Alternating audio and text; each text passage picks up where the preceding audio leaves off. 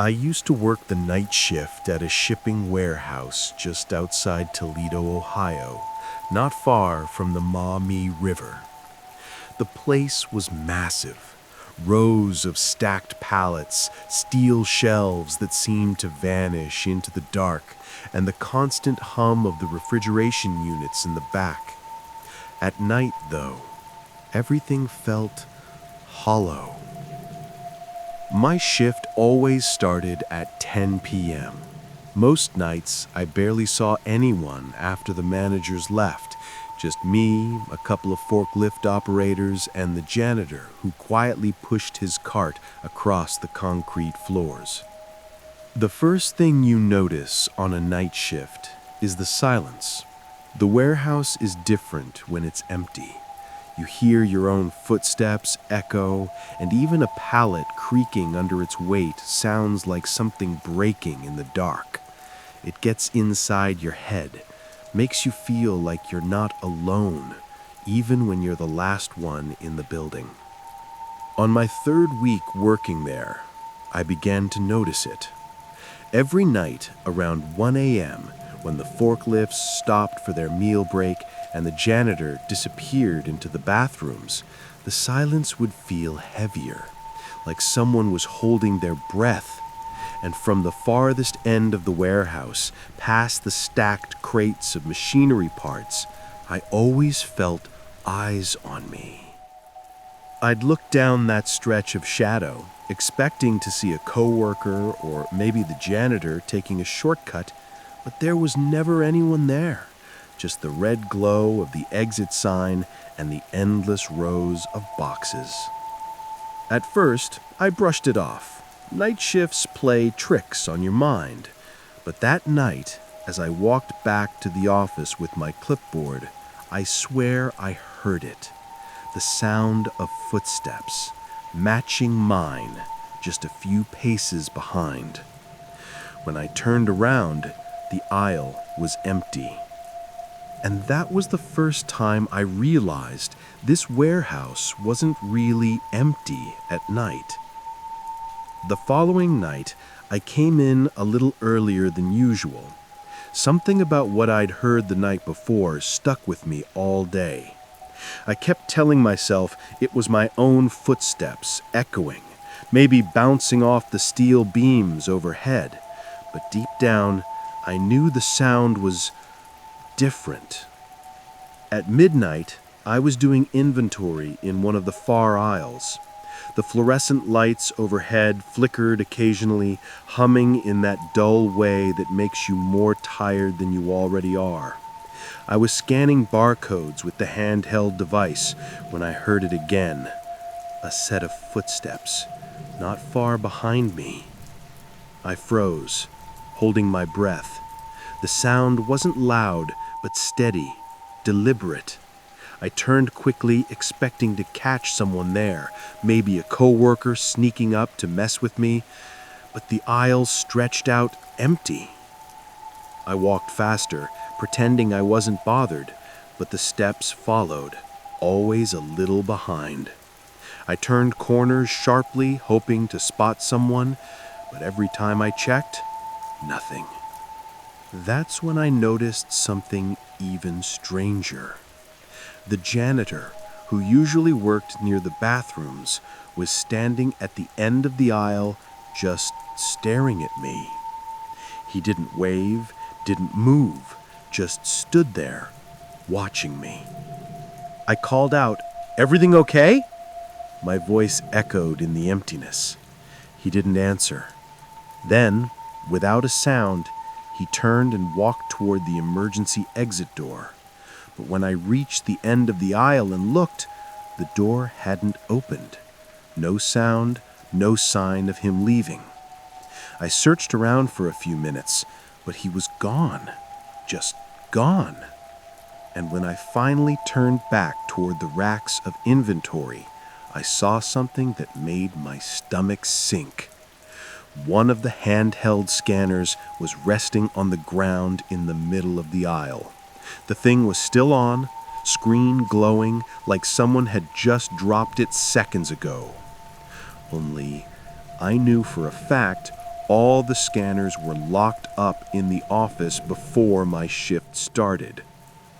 After finding the scanner, I couldn't focus on work anymore. I carried it back to the office, my hands clammy the entire walk. The office had a wall of security monitors, grainy black and white feeds covering every major aisle in the warehouse. Normally, I barely glanced at them, but that night I sat down and stared. The building was quiet. On the screens, the aisles stretched out empty, nothing moving except the occasional flicker of a light. I tried to convince myself that maybe one of the forklift guys had dropped the scanner, even though I hadn't seen them near that aisle all night. But then, at 1:12 a.m., I saw it. On camera 6, which pointed down the longest aisle, a figure walked into frame. It wasn't the janitor, and it wasn't one of the forklift operators. This person was tall, their features blurred by the grainy quality of the feed, but I could clearly make out the outline of a long coat. They walked slowly, almost dragging their feet. Then, halfway down the aisle, they stopped. I leaned closer to the monitor. The figure turned their head directly toward the camera. For a moment, I thought it was some kind of prank, maybe a coworker trying to freak me out. But the longer I watched, the more wrong it felt. The figure just stood there, not moving, head tilted slightly. I grabbed the radio and called the forklift crew, asking if one of them was near aisle 6. The reply came back almost immediately. "We're all on break, man. Outside having a smoke." My stomach dropped. I looked back at the monitor. The figure was gone. I switched between cameras, trying to catch them on another feed, but every screen showed only empty aisles. And then I heard it again, this time closer than ever. Footsteps coming down the hall toward the office. The footsteps outside the office grew louder, crisp against the concrete. I grabbed the only thing I could find, a heavy metal flashlight, and stood by the office door, my heart hammering so hard it felt like it might burst out of my chest. I waited, barely breathing. The steps stopped just outside. The doorknob rattled. I froze, staring at the handle as it twisted, slow and deliberate, like whoever was on the other side wanted me to know they were there. The door was locked, thank God, but I could see the metal vibrating under the force of their hand. "Who's there?" I shouted, trying to sound firm, though my voice cracked. No answer. Just the sound of fingernails scraping down the metal door, long and deliberate, until it made a screech that echoed through the office. I backed up toward the monitors, flashlight shaking in my grip. On the screens, all the aisles were still empty, no sign of anyone at the office door. And then, suddenly, every monitor flickered. For just a split second, every feed showed the same thing. The tall figure in the long coat, standing unnaturally still, head tilted at that same eerie angle, staring straight into the camera. Then, black. All the screens went dark. The office lights flickered off too, leaving me in near total darkness. And in that silence, I heard the office door creak open. The sound of the door creaking open froze me where I stood. I raised the flashlight, its beam cutting through the pitch black of the office. The doorway yawned open. Nothing stood there. I swallowed hard, my breath fogging in the cold air, and stepped closer, flashlight trembling in my hand. I expected to see the figure looming in the hall, but the corridor was empty, silent, except for the low hum of the refrigeration units kicking back on. I told myself I couldn't just sit there. If it was some intruder, I had to at least check. So I stepped into the hallway. The echo of my own boots bounced back at me.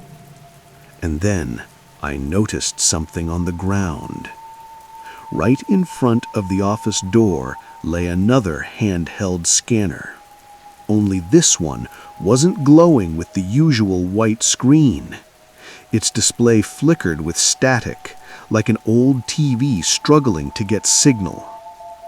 I bent down slowly, and just as my fingers brushed the plastic, the static on the screen cut, replaced by a live feed.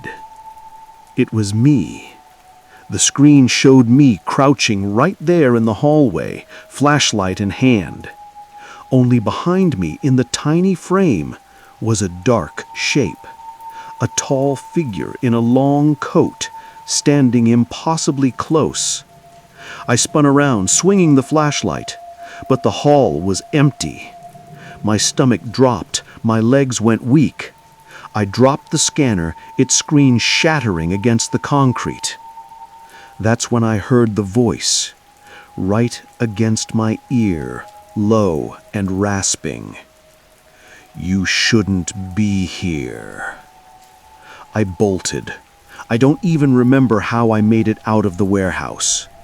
By the time I reached the parking lot, my lungs were burning and my hands were shaking so badly I couldn't get the keys into the ignition. I quit the next morning, didn't give a 2-week notice, didn't go back from my last paycheck. But sometimes, when I'm walking alone at night, I swear I hear it again.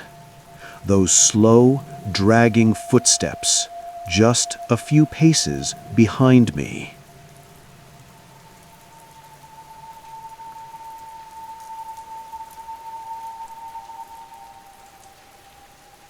When I was 19, I worked the graveyard shift at a gas station off Route 23 in southern Indiana.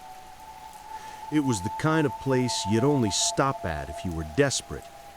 One flickering neon sign, 2 pumps that barely worked, and a little convenience store that smelled like burnt coffee and motor oil.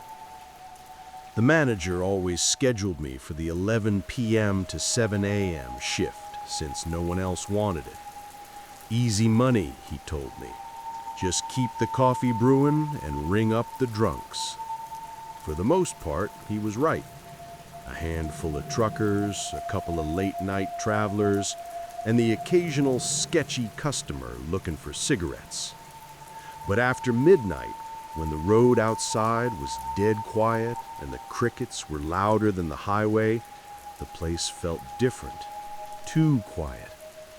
The kind of quiet that makes you notice every sound, the hum of the fridge, the drip of the leaky faucet, the buzz of the old fluorescent lights overhead.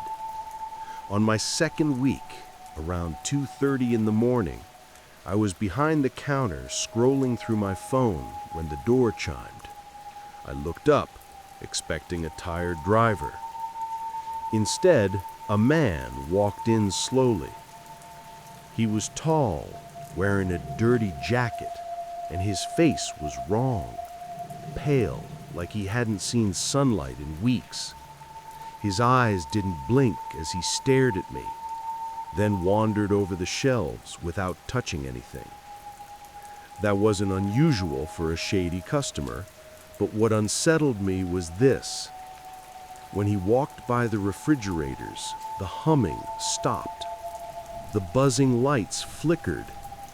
The whole store went eerily silent, as if the place itself held its breath when he moved. I cleared my throat. "Can I help you find something?" The man stopped, turned his head toward me, and smiled. It wasn't a friendly smile. It was stretched too wide, unnatural. and in the reflection of the front glass door, I realized something that made my stomach turn. The man had walked in, but his reflection hadn't followed. I froze behind the counter, pretending I hadn't noticed the missing reflection. The man stood there, still smiling, as if he was waiting for me to say something else. My throat was dry. Finally, I managed, "Store's closing soon." A lie. The gas station was open 24/7. His smile widened, stretching his pale skin even tighter. Then, in a low, almost whispering voice, he asked me, "Do you work here alone?" The question made my stomach twist. Something about the way he said it wasn't casual. It was like he already knew the answer. I forced a laugh, trying to sound confident. "Nah, my coworker's in the back." Another lie. The man tilted his head. His eyes flicked toward the back hallway that led to the storage room, then back to me. "No, you're alone." My pulse jumped. He said it with certainty, like a fact. Then, without another word, he walked to the refrigerators, opened the door, and reached inside. I expected him to grab a soda, but his hand just hovered there, resting on the shelves, not actually taking anything. The whole fridge went dark, as though his touch had killed the light inside. I felt my legs tense, ready to bolt. I thought about calling the cops, but what would I even say? There's a creepy guy in my store who doesn't have a reflection? When he finally shut the fridge door, he turned back to me. His smile was gone now. His face was blank, unreadable. He placed both hands on the counter and leaned forward slowly until we were just a foot apart. And in the humming silence of the gas station, he whispered something I'll never forget. "You shouldn't work nights. Bad things live in the dark." The way he whispered those words sent a shiver crawling up my spine. Before I could reply, the overhead lights flickered, once, twice, then went out completely. The entire store plunged into darkness. For a second, I thought maybe the power had gone out. But then I noticed something strange. The coffee pot was still brewing. The refrigerator units were still humming. The pumps outside were still lit up. It was only the lights above me that had died. In the blackness, I fumbled for the flashlight under the counter and clicked it on. The beam cut through the store in a narrow cone of pale light. My heart sank when I realized the man was no longer standing in front of me. I swung the beam across the aisles. Empty. The door hadn't chimed. He hadn't left. He was still inside. "Sir?" I called out, my voice shaking. From the far corner of the store, I heard the sound of something tapping. Slow, steady, like fingernails against glass. I raised the flashlight and aimed it toward the fridges. My stomach dropped. The man was standing inside one of the glass doors, pressed against it from the inside as though he'd crawled into the fridge somehow. His pale face fogged the glass, and his hands smeared long streaks across it. But when I blinked, the fridge was empty again. The tapping didn't stop. This time, it came from directly behind me. The tapping behind me made my blood run cold. I spun around with the flashlight, the beam shaking wildly across the counter, the coffee station, the empty snack shelves. Nothing. I took a step back, trying to calm my breathing, when the door chime suddenly rang. That ding should have been a relief, someone else coming in, but I never saw the door move. The glass stayed shut, locked in place, yet the chime kept ringing, again and again, like someone invisible was walking in and out. The flashlight flickered, dimming for just a second, and when it steadied again, he was there. The man stood on the customer side of the counter, his pale face inches from mine. I hadn't heard him move.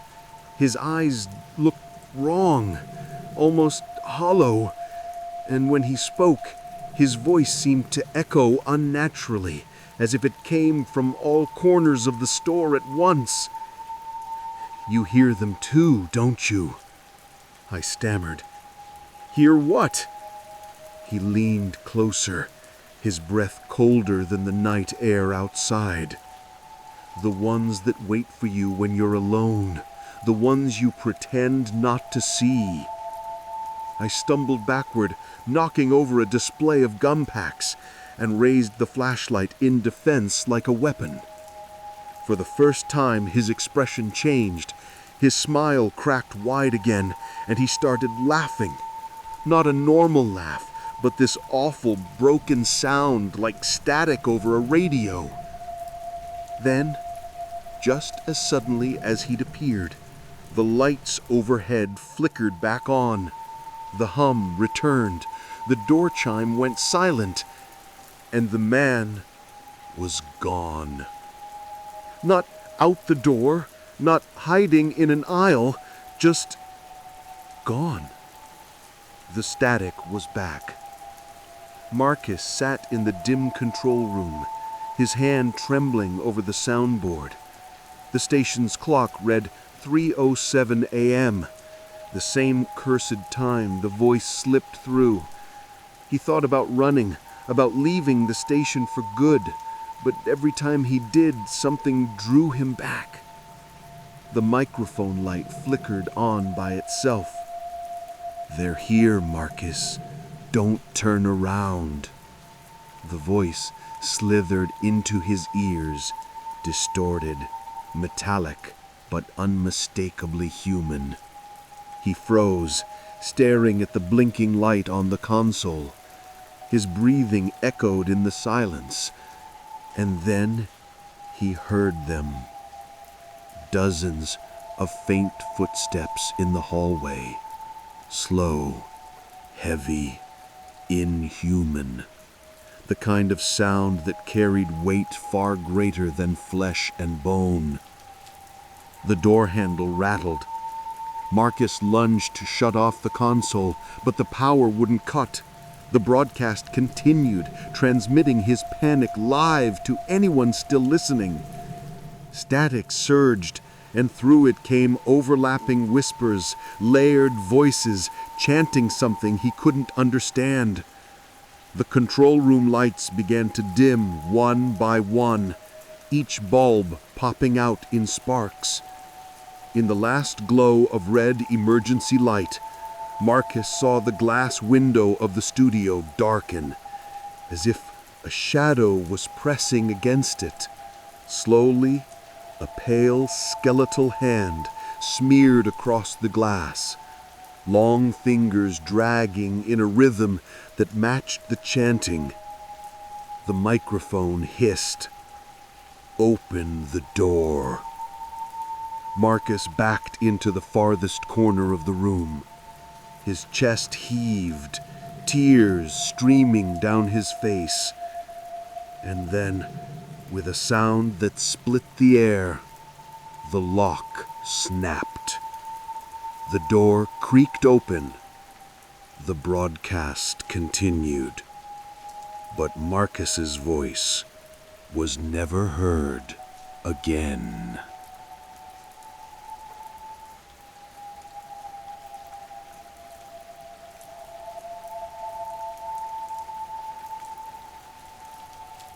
It was nearly midnight when I started my shift at Ridgefield Transit Station. I worked as the night attendant, just me, a row of flickering fluorescent lights, and the faint hum of vending machines. Most nights were the same. A couple of late passengers waiting for the 11:40, A janitor mopping the same spot over and over, and the echo of buses pulling in and out of the bay. But tonight felt heavier, like the air itself didn't want to move. At 12:17 a.m., long after the last scheduled bus had left, I heard the brakes hiss outside. That shouldn't have been possible. I looked at the monitor. One of the exterior cameras showed bus 47 pulling into the terminal. Its headlights cut through the fog like knives, but something about it was off. The paint looked faded, almost gray, and the route sign above the windshield didn't show a destination, just a single word: return. At first, I thought it was a glitch, maybe a test vehicle or a prank by one of the drivers. But when I stepped outside, I could hear the engine idling, low, rumbling, steady. The doors opened on their own with a slow mechanical groan. I called out, "Hello? Anyone here?" No response. Then I saw them, passengers, sitting inside, completely still. Their faces were pale, almost colorless, eyes open but empty. None of them blinked, none of them moved. And at the very back, through the rows of unmoving passengers, I saw the driver. He was staring straight ahead at nothing. That's when I realized the fog outside wasn't just fog. It was pouring out of the bus, and the sound of the idling engine started to slow down, like it was waiting for me to get on. The first step onto the bus felt wrong. The air inside was cold and heavy, like walking into a basement that hadn't been opened in decades. My breath fogged instantly. The lights inside flickered, dim yellow tubes that buzzed softly, their glow just enough to make out the faces of the passengers.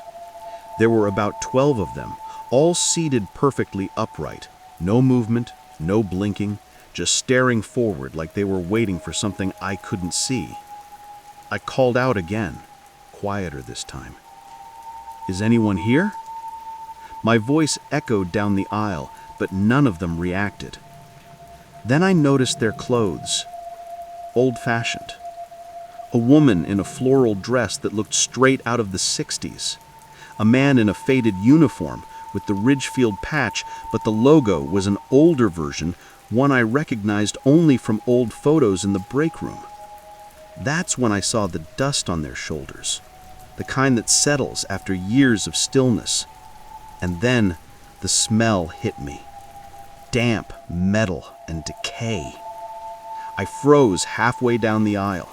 The fog coming in through the open doors swirled around my ankles, and I felt something or someone move past me. I turned, expecting to see another passenger, but all I caught was a blur, like a shadow that didn't belong to me. The driver hadn't moved. His head was tilted slightly downward now, his cap shadowing his face. I thought maybe he was unconscious. Maybe this was a medical emergency. So I forced myself forward, reaching out to tap his shoulder. The moment my fingers brushed the fabric of his jacket, the engine roared to life. The doors slammed shut behind me with a metallic snap, and every passenger turned their head toward me in perfect unison. Their eyes, wide, milky white, stared right into mine. I stumbled backward, my heart pounding so loud it drowned out everything else. The driver slowly turned his head, not all the way, just enough for me to see the side of his face. His lips moved. I leaned closer, not sure why. Then, in a low, broken whisper, he said, "You shouldn't be here." And the bus started moving. The bus lurched forward with a violent jolt, throwing me against a seat.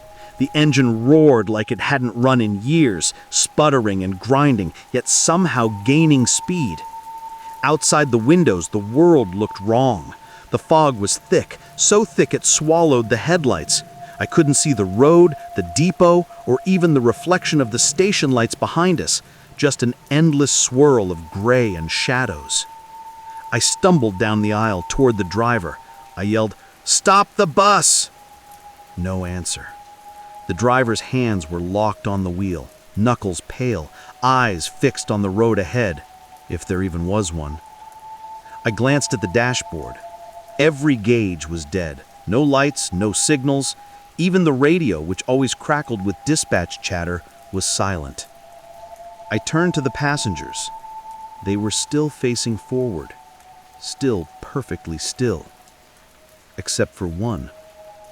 A woman in the third row slowly raised her hand. At first I thought she was asking for help, but then she pointed at me. Her face twisted slightly, just enough for me to see her mouth move. She didn't speak, but her lips formed 3 clear words. "He's taking you." My stomach dropped. "Who?" I demanded. "Who is taking me?" But before I could take another step, the bus jerked violently to the left, sending me sprawling. My shoulder slammed into the metal pole, pain shooting through my arm. Through the windshield, I finally saw something, faint lights in the distance, like lanterns flickering through the fog.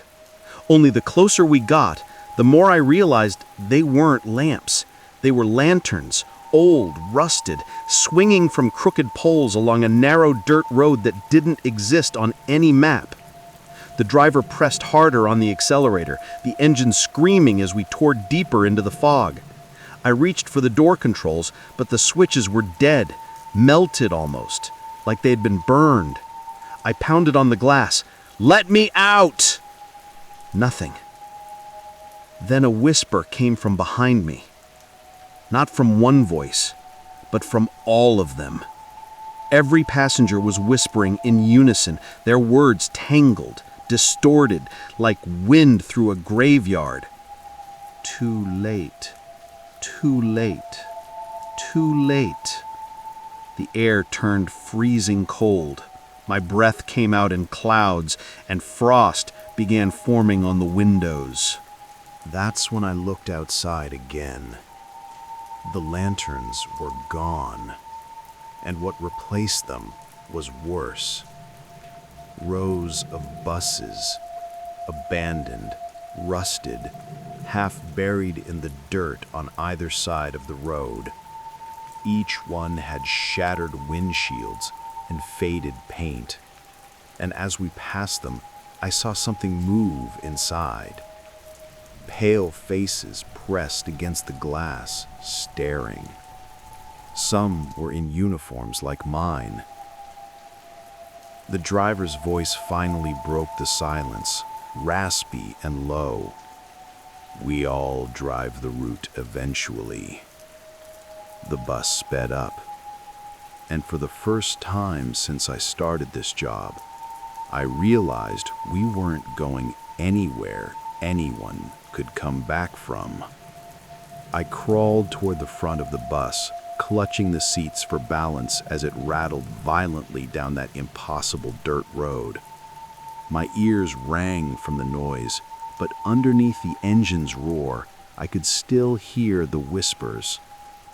They weren't random anymore. They were saying my name. Evan. Evan. Get off the bus. I froze. None of the passengers knew my name. The woman in the third row, the one who had pointed at me earlier, was now staring straight ahead again, her hand resting limply on her lap. Her eyes were glassy, her lips moving without sound. The driver's knuckles were white as bone, gripping the wheel. His head was tilted ever so slightly to the side, like he was listening to something I couldn't hear. "Pull over," I shouted. but my voice felt swallowed by the fog pressing against the bus from all sides. Then the lights began to flicker. Interior, headlights, even my flashlight. The entire vehicle pulsed with short bursts of light, like the bus was breathing. That's when I saw something move in the fog outside. Not a person, not an animal, something bigger. It moved alongside us, long and sinuous, keeping perfect pace with the bus. Each flicker of light revealed more of it, a glistening gray shape, shifting between mist and flesh, its edges never quite solid. When the light went out again, I heard it scrape against the metal. Skrrrr. The bus jolted hard. The driver slammed his foot on the brake, but nothing happened. We were still accelerating. I stumbled up beside him, trying to grab the wheel. That's when I noticed his face. His eyes weren't on the road. They weren't anywhere. Just two hollow sockets, wet and dark, with trails of blood running down his cheeks. I screamed and yanked the emergency brake, but the handle wouldn't move. It felt fused in place, like the metal had melted. The driver's mouth twitched, and I heard a voice, but it didn't come from him. It came from everywhere. "Keep driving. It's almost here." The bus suddenly lurched to the side, throwing me to the floor. Through the windshield, I saw a figure standing in the fog ahead. Tall, featureless, with arms far too long. The headlights flared, and I realized it wasn't standing. It was hanging, suspended from invisible strings that vanished into the mist. The fog itself seemed to breathe around it. The driver began to laugh, a low, choked laugh that turned into a scream halfway through. I could smell something burning, like skin singeing against hot metal. I did the only thing I could. I dove for the manual door lever. It broke off in my hands. The bus plowed straight toward the hanging figure, but before impact, the fog swallowed everything. The sound died. The motion stopped. For a moment, there was only silence. Then I woke up in my seat. The depot lights flickered faintly outside. The bus was parked exactly where it had been when I started my shift. The passengers were gone. The driver's seat was empty. I climbed off, legs shaking, and stumbled outside. The night was still, the fog thin and ordinary again. But when I turned to look back at the bus, I saw my own reflection in the window, except I was sitting in the driver's seat, and the faint sound of an engine turning over echoed from inside.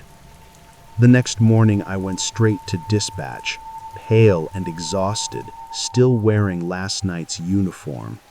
I told my supervisor what happened, or at least tried to. She just looked at me like I was speaking another language. "Evan," she said slowly, "you haven't been assigned to night shift for weeks." I froze. "That's not possible.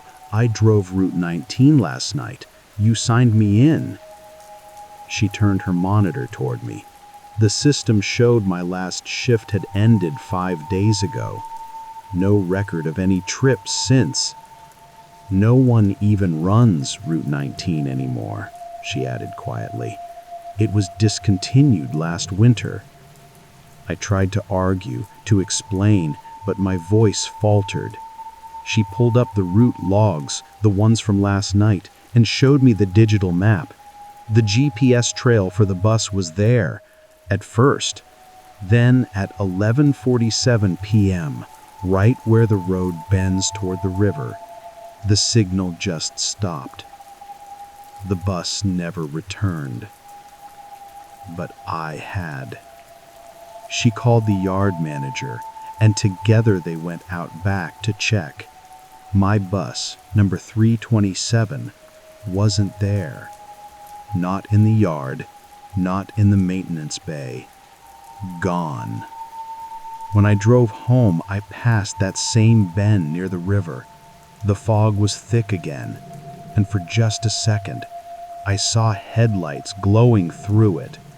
Old, yellowed headlights creeping slowly down the road. As they passed, I caught a glimpse of the driver. Same uniform, same face, except it wasn't me now. It was me from last night, pale, terrified, eyes wide, driving that same bus into the fog. Then the lights blinked out. The next day, they found the bus half submerged in the riverbank, rusted, abandoned, for years. Inside, the seats were torn, the dashboard corroded, the driver's badge still on the floor. It had my name on it.